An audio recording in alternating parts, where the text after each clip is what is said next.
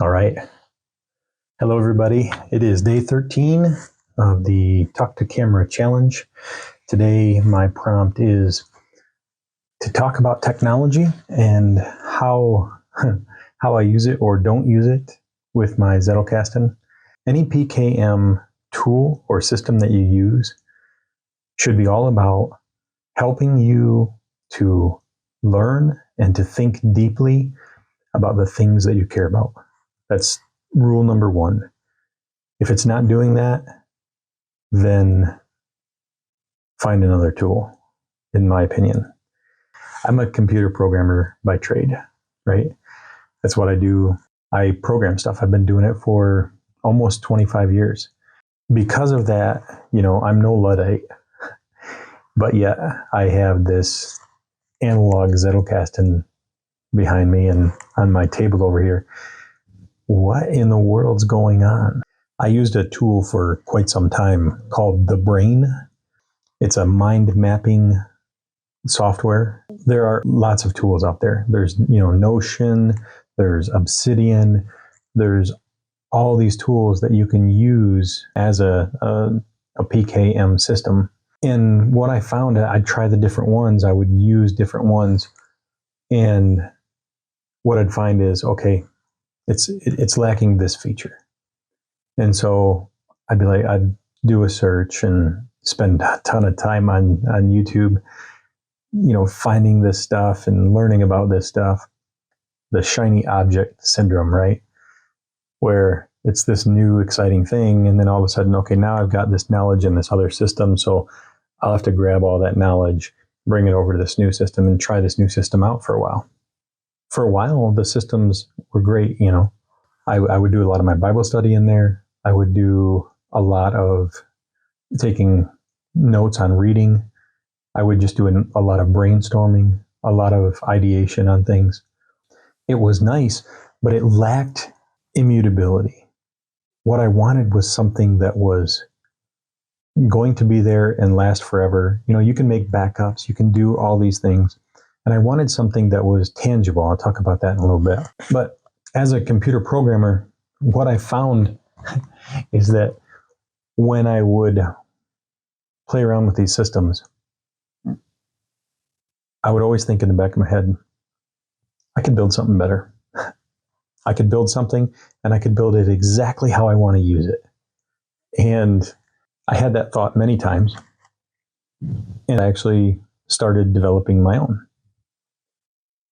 And what the conclusion I came to is like, whoa, what are you doing? You're focusing more on trying to make the system perfect. Why are you wanting to use this system in the first place? What is the goal? What's the goal of using a PKM? Well, it's so that I can learn and think more deeply about the things that I care about. That's really the key. That's really the goal. And what I was finding is that I would think more about the systems, more about the features of the systems than the knowledge. And it was counterproductive for me. It was a stumbling block for me, especially as a computer programmer.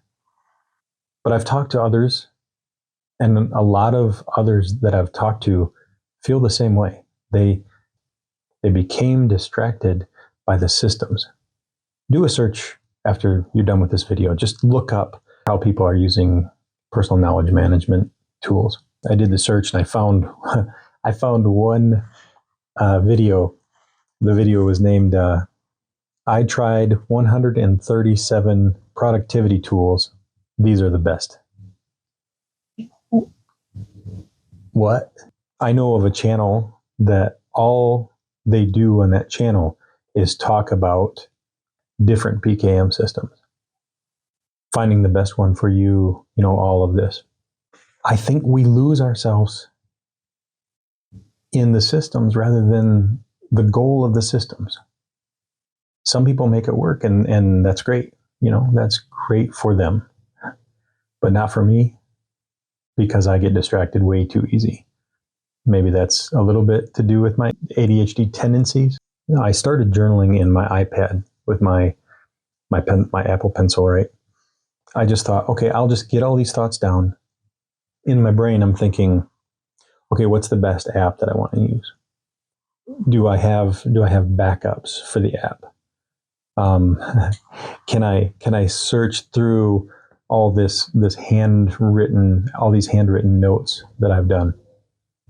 And then how can I organize them? And I realized, boom, the same thing was happening again, even when I'm talking about writing with my Apple Pencil and an iPad.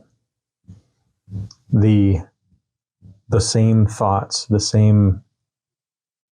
my brain was focused on the systems and the tools and the apps more than it was focused on the knowledge that was there to be gained, the insights that were there to be found.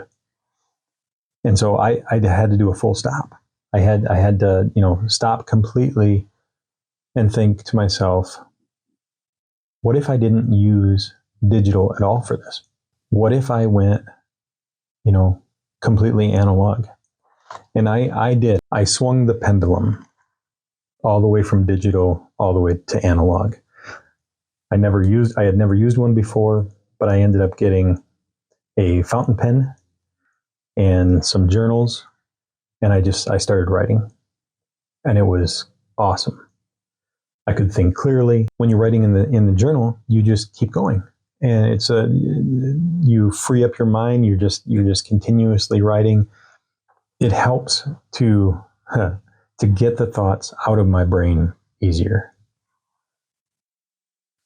When I type on the keyboard, when I have a Google Doc in front of me or whatever it is in front of me, I'm trying to make it just perfect, right? What I found is all these applications, all these amazing tools for personal knowledge management, instead of allowing me to be more efficient, instead of allowing me to be to manage my knowledge better, they became these weights, these shackles and chains.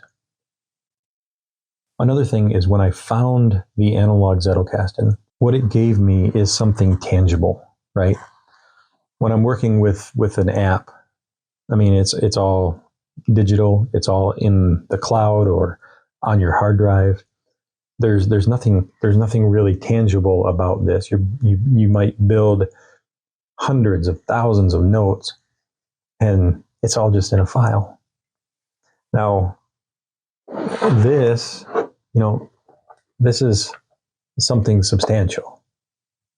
That is something substantial, and in a way, I'm proud of it. I'm proud of what I'm doing in it, and it feels like I'm making progress in my knowledge and my understanding.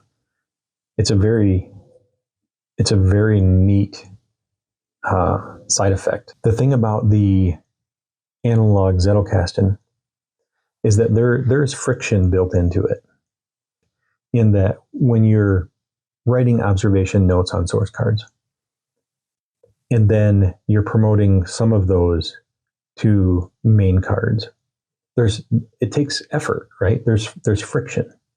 And so you're not just going to put anything and everything. You're not just going to collect things that don't resonate with you, things that are not super insightful to you. And what that means is your Zettelkasten, your personal well of inspiration, is really going to be that. It's going to be inspirational. It's going to mean something to you. It's not just a collection of stuff. And that's a key piece to this. I'd love to hear from you, to know if the content that I've been creating has inspired you to create your own. I'd love to know if you have, what your experience has been. And if you found this content helpful, please subscribe. Please like and subscribe. It's hugely helpful to me to grow this channel. And thank you so much. Day 13, 17 days to go. Keep seeking His face, and God bless.